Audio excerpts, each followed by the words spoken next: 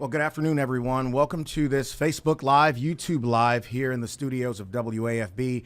I'm Clay Young, and this is a collaboration between WAFB and Podcast 225, photojournalist Rick Porche and Dana Hunter with the Governor's Office of Human Trafficking Prevention, and I got through that in one take. Thank you very much. We're here to have a follow-up conversation about Sold in the South, the very well done documentary that aired this past Sunday night at 10:30 here in Baton Rouge. And Rick, I'll start with you. Your first thoughts and some of the first feedback you got after the doc had aired was what? It's a hard thing. Thanks for doing this first, Clay. You got it. Because I don't know if I could have pulled those together. I've been in it for the past year. The first thoughts, I started getting text messages saying, wow, I didn't know this was happening in Baton Rouge. Right. I didn't know this was going on right here. And that's kind of been the reaction this week, is people kind of starting to open their eyes to what's actually going on. And that was exactly what we were hoping for with the documentary, is to get people to realize what's happening and start that discussion. And so we think we're headed in the right direction. Yeah. What was one thing, because I've known you a very long time, what was one thing when it was over with you said, I should have put that in there? God, there was so much. There was so much. And that's part of the reason I'm going to plug our podcast right now. Yeah. Because that was part of the reason we did the podcast. We've got an audio podcast version of Sold in the South that you can get on Spotify and Apple and things like that. But that we were able to expand the stories. We only had a half hour to tell everything, right? And the four episodes of the podcast go for about an hour. Okay. And you get a little bit more in depth into Sherry's story, into Miss Veronica's story, into metanoia, and we deal a lot more with what's going on statewide. Yeah. And what's knowing the signs, figuring out what's happening out there, and what you can do and where to go next. So Dana, and that's why we kind of wanted to do this. Dana, you basically have stood up this office and have been a rock star in this effort. First up, your thoughts about participating in this documentary with Rick and Darren DeQuano, and what your expectations are after it's aired. Yes, thank you, Clay, for having me. And My Rick. pleasure. It was just an honor. I remember when Rick approached me months ago about the possibility. It was a while about the possibility of this documentary.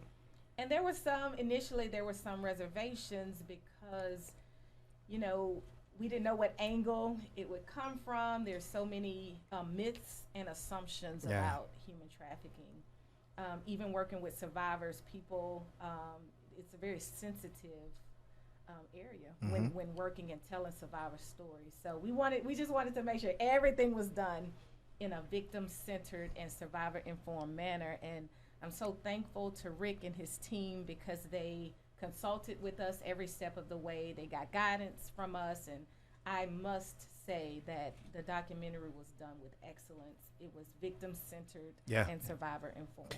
So you said something that I want to go back to. You talked about myths, and Rick and Darren and I talked about this because it's such it's not a normal topic of conversation. So for the average person watching or listening, what's a big myth, or what are some of the bigger myths out there about this? When people think of human trafficking, they think of India or, foreign countries. And human trafficking is in every state in the United States. In every town. It's likely on our streets. It's in the restaurants that we go to.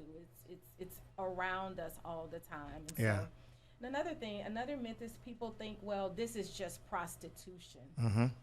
And so I was happy that the documentary was able to highlight this is not just prostitution. Even Sherry's story, oftentimes these women are forced into prostitution, and there's some criminals standing waiting to victimize them, to abuse them brutally if they don't do that. And in some cases, it's apparent. One of the things that Sherry told us, and I don't think it made it in the documentary, I know it made it into the podcast, was that, we might have that soundbite here, but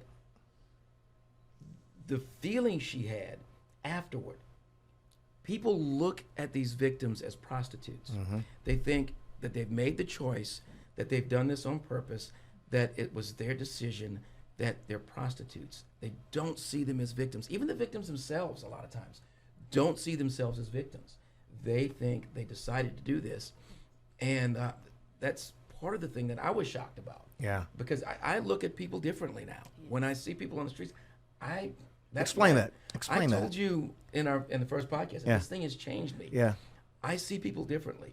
I try to look past that first image I get. Yeah. And to figure out what's going on with this person. Yeah. I try really hard not to make that first assumption Yeah. anymore. Yeah.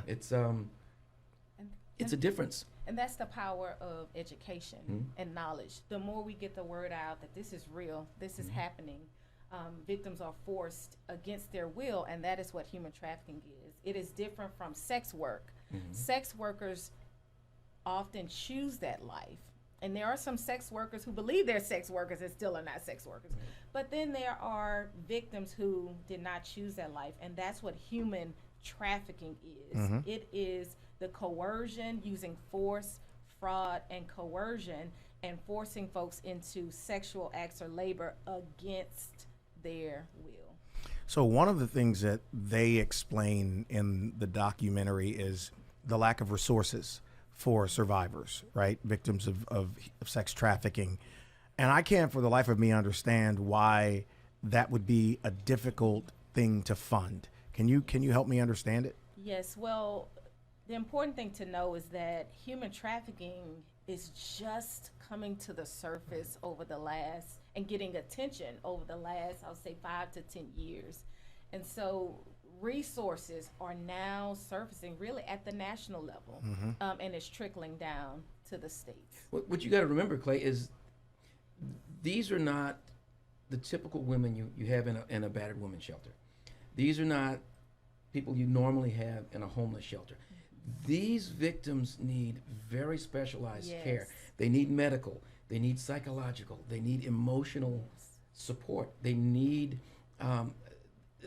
those resources. And a lot of these shelters, the traditional shelters for battered women, for homeless youth, don't have those resources. And that's why there's so few nationwide right now, I think. And that's where I think states need to start, if they really want to start tackling this problem, that's where they need to start. Absolutely. And to that point, very quickly, having specialized trauma-informed professionals, trauma-informed therapists is so important, because knowing the language, not victim blaming, all of those things are so important. And so it's not just traditional. The traditional therapy may not work. The traditional model may not work for a victim of human trafficking. So, I don't remember where it was in there, but I remember Rick mentioning to me in one of our first conversations here about some of these children who are victims of this go into classrooms, and in some cases, they're recruiting. So, talk about that a little bit. I'm gonna let Dana handle that. Go ahead. Because she and Monica are the one that opened my eyes to that, and they can talk about that much more than I can. Yeah. So traffickers are they're using various techniques now, including using victims in their harem. So most traffickers have 4 to 5 victims at a time, and they are profiting. They may have a quota. The victims may have a quota of $10,000 a night. We've heard some victims say mine was $5,000 a night. What? And so the traffickers then use their victims, and they send them to school to recruit other victims into their harem. Hold up. Wait. The quotas? Yes. So victim survivors have shared with us that because we have to remember, human trafficking, why would anybody do this to a human? One. Yeah.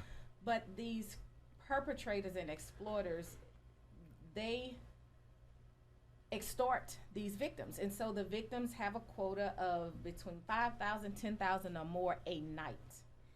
They have to go and perform sexual services or labor services every day. They don't get days off, 7 days a week. And for sex trafficking, those victims may have to perform 13 sexual services for 13 or more men and women a day. And so we can only imagine the trauma, because they're trying to meet that quota. One survivor shared that she made her trafficker $90,000 in one night. That was all manner of carjackings, theft, robberies, credit card fraud for the people who come in and buy their services. Yeah. So it's just horrific. And one last thing, when we talk about the quota and having to perform all of these services for 13 plus people a day, the Asian American women who are in the massage parlors say they have to serve 35 to 40 men or women a day. And they are victims. We have to know sometimes if we're going to get a massage that we may be getting a massage from a victim. Because we've been in conferences and we've heard from Asian American women who said, I was a victim. I was raped 35 times a day. How does someone, and I know Joe's going to play some sound from Sherry in just a moment, but how does one get to the other side of that? Someone who gets out, I mean, I'm sure there's a lot that has to be rebuilt psychologically, emotionally, all those things. How do you build someone back up after that? Yes, so the journey to healing and recovery is long. It's long and almost never ending. Yeah. And so having those mentors, supports, people in place to say we see you. Victim survivors often tell us just being seen, being heard. Documentaries like this brought healing even for the survivor, Veronica and Sherry. Just being able to reach out and tell their story is such healing for survivors. Well, let's hear from Sherry, who was featured in the documentary that aired last week. There's a lot of guilt and shame that comes with being trafficked, with being sold, because you do feel like it's your fault, like how you didn't see this coming. And it's shameful. And looking back and thinking men were okay with purchasing me as a child, and nobody thought, or even the males that were in that parking garage with me, and nobody thought to say, but how can we help you? So, that leads me to this next question. We were talking about this before we started the podcast. Rick referenced it, having done this, and how it makes him look at people a little bit differently. Most people walking the streets aren't clinicians. They don't know what signs are glaringly out there. You don't know what to look for. So if you are somewhere and you have a suspicion, what is the thing you should do? Yes, I think understanding that everybody may not have the tools. Don't try and intervene to rescue that potential victim yourselves, because it's dangerous. As I mentioned before, human trafficking, I wanted to say, is a $150 billion industry. $150 billion. $150 billion industry. And every victim has a price tag attached to them. And so, their perpetrator is often close by watching them. And so if someone sees something, suspects something, you don't want to just intervene. Make a phone call to Louisiana State Police. You can make a phone call to the national hotline. You can even pass that victim a note to say, if you need help, here's a number that you can call. Something as simple as that is helpful to a survivor. What is that hotline? Yes, so. We don't have it. It's we'll get somebody in here to look it up so we can have it. It's on the website. Somebody will shoot me a text so I can say it on here. So, it's a difficult question to ask, but I gotta ask it. What kind of person would do this to another person, particularly a child? Yes. So they say hurt people hurt people. Yeah. Often exploiters, perpetrators come from very traumatic backgrounds themselves. They were abused, they were exploited, and then they grow up and that's learned behavior that they inflict upon others. Well, we're going to hear from Veronica in just a second, and one of the things that I want to ask you about after we hear her sound is the initial few minutes that you were talking with them, because this is a tough thing for someone to be able to relive as they're telling it to someone in front of a camera. But here is Veronica, who was also featured in the documentary. I was still a child. I was a child with a child. And I still was doing childish things. So I wasn't an adult because I had a baby. Made him really grow up almost like brothers and sisters. And so, believe it or not, we used to go to school together. We stood on the same corner and rode on the same school bus. We was on welfare with my son. I even went to the people that was working our case. I told them to help me, and they wouldn't. Oh, you go it on. You can take that. You're going to be all right. I remember the lady telling me, you're going to be all right. And instead of telling I need help, they wouldn't help me. So I go right back to the same thing, and I end up with another child. Much about her story is fascinating and saddening at the same time. By the way, the hotline number is 1-800-434-8007. That's 8007. You can also get it at WAFB.com/sold in the South. So we work faster. See, we got that information. But thinking about what she went through, 11-year-old mother, riding a school bus with your son, and having to, she had 3 kids before she was 15? 4 kids. Four before kids she was 17. Before she was 17. And there are 2 things that come to mind watching her and seeing her in this documentary. One, she may be one of the strongest human beings I have ever seen in my life. And 2, no one should have to live a fraction of her childhood. Right. Why don't y'all talk about Veronica for a moment? She's an incredible lady. She really is. The first time I met her, she didn't even know that I was going to ask her to do this for the documentary. We were shooting her for something else, for the First Lady that we had agreed to do in the process of this. And she sat there for a minute, she thought, and she said, yeah, okay, I'll do it. I had no idea what her story was. And to ask that first question is, let's start at the beginning. Can you tell me a little bit about how this all happened? And she said, well, I was 6 years old. And the man who would take me to church would take me after church back to his house. And it just kept going and getting worse and worse and worse. And I'm sitting there watching her, and she's smiling as we're talking about some of these things. And I'm going, how can someone who's been through all of this still smile? And she says it in the documentary. It's her faith. Right. Her faith is what saved her. Right. And to know that she came through this, and the warm, inviting, excited, vibrant person she is now is incredible. So one of the other things, Dana, with this particular thing, you talked about resources, but the enforcement part of it, there is a percentage of recidivism among people who do this, who do it, get caught, get out, do it again. Yes. So how do we close those loops? We have lots of work to do. Less than 1% of the human trafficking cases are prosecuted. And so we have, our work cut out. How? We just making sure law enforcement's trained, our judges are trained, all of our legal providers are trained in what evidence is needed, what to look for, and so that even victims, how to tell their story, right. Because sometimes survivors may not want to testify against their trafficker.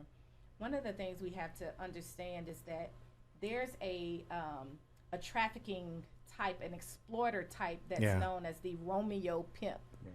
Survivors have shared. What the hell is a Romeo pimp? The Romeo pimp says all the right things, makes the young, impressionable, or person with a disability feel like they're loved, feel like this is love. Me beating you, me withholding food from you, me doing these things to you is love. And mainly giving them just the basic necessities. And so sometimes the survivors have this attachment, this trauma bond to the exploiter, and they may not want to testify against them. What about the almost Stockholm syndrome part of this for some of these victims who are deep inside of it, but may not even truly understand because they start to believe that what they're doing is a part of something? Yes. What about that? Yes, so we've heard from survivors who said, I didn't even know I was a victim. Centoya Brown, she said, I thought this was a part of our relationship. He did this piece, and it was my duty to go out and help with rent. there's one aspect or form of human trafficking known as family facilitated trafficking or familial trafficking, where children and adults are trafficked by their own family.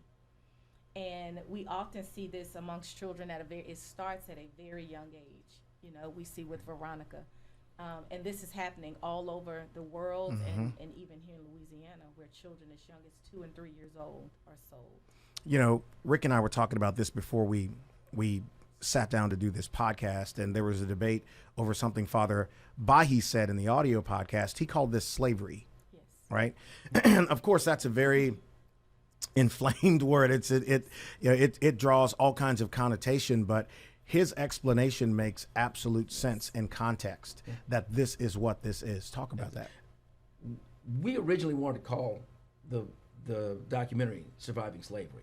There's so many connotations and so much negative that goes with that. We were afraid it was going to turn people off. Right. And people wouldn't watch. And so we started talking and throwing around some other ideas, and this is what it came to. But think about it. You're taking somebody against their will, and you're selling them. If that's not slavery, what is it? Yeah. You're selling somebody to another human being. You're selling somebody who you think is a lesser person than you are to someone else for sexual purposes, for labor purposes, for whatever. That's slavery. That's slavery. And when I sat down with Father Jeff the first time and he explained it to me that way, I went, oh my God. Yeah. We got slavery going on in our cities. By the way, if you want to hear him fired up, go listen to the audio podcast. He went on a rant. Rick couldn't get in to say anything because he didn't want to be stopped. So let's talk about where this is trending right now. So again, this is not a subject that normally comes up. In fact, this is the most I've engaged this topic since I don't know when. There's a friend of mine who had an organization here that worked with victims of human trafficking, and they're now in another state. So I remember going to a couple of the annual galas that he would have. I would support it, donate, attend, the whole thing. But in the last couple of weeks, I've talked about this a lot. This is a subject that runs people away because it makes people cringe. It's just they don't want to think about this. They don't want to know about this stuff because it's not in their bubble. What impact does that have on us getting results for this? Well, now the conversation is becoming easier to get into circles because it's hitting home. Yeah. It's hitting home for some. How so? There's a father in Mississippi who lost his 16-year-old son, who he described they had the perfect family. And his 16-year-old son would go up and play video games, and he was solicited online by an exploiter. He engaged in virtual sex, and that person on the other side wasn't who they say they were. They were an exploiter from Jamaica somewhere. Yeah. And began to exploit him for $5,000. He gave it to him. Then the ask was $10,000. He eventually he was a famous football player, and they said, you know, we'll share this tape with all of your peers. Yeah. So send it to your school. He eventually committed suicide. So that's the thing. That's the other side of this. In your home, and you don't even know it. That's correct. Which is a discussion a lot of parents have about having phones and computers That's and in your house. That's so correct. how often does something like that happen? Yeah, it's NCMEC reported there was an increase in over 100% in their cases. Wow. It skyrocketed. They had more than 10,000 reports in 1 year. Yeah. Recently. And so this is happening across the world. This cyberbullying, the sextortion is what they call it, is another aspect of this. So outcomes. What do you want? What do you and Darren and everybody here at AFB want to come out of this? And then I'll ask Dana the same question. We didn't know what we wanted You when we first started this. Okay. When we first started, it was like, okay, wow, I've just learned some stuff that is scary to me, and that I think everybody else needs to know and understand. And that was the first thing, was just get the information out there. But as we started talking to people, as we realized that nobody knows this, it's to get the conversation started. Yeah. That's where things begin. People need to be talking about this in their homes, in their neighborhoods. They need to be talking about it in their across the backyard fence. Yes.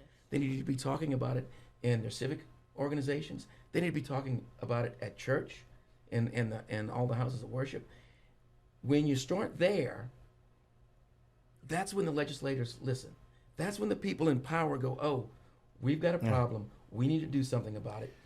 let's get motivated and let's do something. But what does that conversation look like? I mean, because if you're leaving church one day and someone comes over and says, hey, let me talk with you about sex trafficking, they might. Yeah. So how does what does that conversation look like? I don't know how to start that conversation. Like I started this conversation with two survivors of sex trafficking by asking what happened. And being willing to listen and understand and being willing to take that step, because that's a tough ask. Yeah. And being willing to say, okay, I don't want to blame you. I don't want to point a finger at you. I want to understand what happened to you so that I can understand your story and I can show other people what's going on. Yeah. And that's the thing, is you've got to be willing to understand. Yeah. Yes. And not think that we're the experts and that we know it all. Right. That's the purpose of our Survivor Council. Right. We bring the survivors, we say, hey, show us what this looks like. You help inform our programs and policies. But what I'd like to say is, just as Rick mentioned, we have to have this conversation with our young children, with our teenage children, with our nieces, our nephews, so forth and so on, because it does not discriminate. Human trafficking does not discriminate. It comes in so many different forms. We've heard victims who said, I was in college and my roommate invited me to an all expense paid for a trip to Las Vegas. That's where I was taken in the life of trafficking. We've heard folks say, I was in college and working at Waffle House, a part-time job. On my way home, I did not make it. An innocent guy asked me for a ride home. I did not make it home. So it looks so different, and I think awareness, giving, educating our family members and saying it does not discriminate. It's not a race or socioeconomic status. It can happen to any one of our family members. Yes. And for people wondering how those ladies are today, what could you tell them? I emailed Sherry after it aired, and she's doing well. I mean, right now she's a counselor. She talks and works with survivors of sex trafficking. She's used to telling her story. She understands what's going on, and she's in that field, so she's okay. I spoke with Veronica last night, and she said it was tough. It was hard for her to hear the things. She says, I know exactly what I told you, but it was still hard for me to hear me say that. But she's happy she did. She said it felt like a weight was lifted, that she was happy that people know and that people maybe can understand that maybe this helps somebody else. Yeah. If it helps get the conversation started, that's where it needs to be. And finally, a couple more questions before we wrap. Talk about the function of the Governor's Office of Human Trafficking Prevention. What all do y'all do there? So the Governor's Office of Human Trafficking Prevention, we're the state lead agency to address and prevent this crime. So making sure we have a statewide model to address this issue, making sure we have resources or a network, a pool that individuals have access to, that they know about, training, technical assistance across the state, education and awareness, our Human Trafficking Prevention Commission that meets every other month to research best practices and laws, policies. What do we have here in our state? What's working well? What's being enacted? What are the gaps to some of those laws and policies? And how can we make improvements? So we are the end all be all. All right. I'm going to ask you to give the state of Louisiana a grade in how it handles this issue. Yes. Well, let's say the state and then nationally. I have a grade, and they both have the same grade, but I would love to hear your perspective. So Louisiana, we're receiving national attention for some of our laws, policies, and best practices. And so I would give us an A. Oh, wow. Okay. For some of the work that we're doing. Well, What you've got to remember, Clay, is that this is just starting to come to light. States are just starting to work on this. So you can't say, you can't judge it by, hey, this is what's going on. It's been going on for this long. Why aren't we doing anything? You know as well as I do, it takes forever to make good legislation pass through the system. And so I think that's where we are right now. The more we get people talking about it, the more we get people pressuring their representatives, their senators, that's where this comes from. But it should be an easy lift. That's the thing about it. It should be an easy lift. Yes. And we've had bipartisan support over the last several years. This has not been a political issue. Okay. We have Republican and Democrat leaders, Okay. policymakers who have shown support, who stepped up to Good, support this good, issue. good. And then, Rick, there are collateral pieces of information about this documentary. There's the podcast and other things. Where can people find all of that, and what does it look like? It's all on our website. It's on WAFB.com. If you search Sold in the South, you'll find it everywhere. We've got the audio podcast is on Spotify. It's on Apple Podcasts. I think it's on Google and a couple other podcast platforms, and that's starting to trickle out. I would tell people, after you watch the documentary, check out the audio podcast because it's got some extra stuff in there that we just didn't have time for. It's important stuff. It's important information that kind of fills you in on what Sherry's life was like, what Veronica's life was like, what's going on at Metanoia Manor, what the state is doing. It's a lot longer discussions that we can have in those podcasts about what's going on. So that's there. And more than anything, start a conversation. Yeah. Use these tools to start a conversation in your family and in your neighborhood. So anything you want to say in closing? Yes, if anyone's listening and would like to get access to more resources, they can go to humantrafficking.la.gov. All right. Well, fantastic job to you and to Darren, and special thanks to Heather, who helped us put all this stuff together, and the whole team at WAFB, everybody here, keeping this thing going. And man, yeah, I said it to you before off the air. That is one hell of a job for a local news organization to not only want to do this, but to tell that story. And it looked top quality. I mean, it's a hard, look, it took, I'm not going to lie, it took a couple of bites for me to get all the way through it because it's such a hard subject. And I will agree with you, their strength and demeanor after the fact, you know, I mean, wow. So if I can just add, that was Veronica's first time really unpacking her story.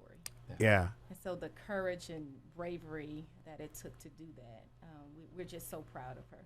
Rick said, or maybe it was Darren in the audio podcast, talks about she gives the best hugs. Oh, like she absolutely does.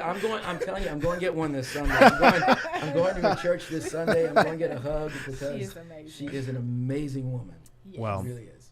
Well, thank you guys for joining us both on Facebook Live and on YouTube Live. We appreciate the hard work done by WAFB and the state. This has been Clay Young along with Rick Porche and Dana Hunter. You guys enjoy the rest of your day.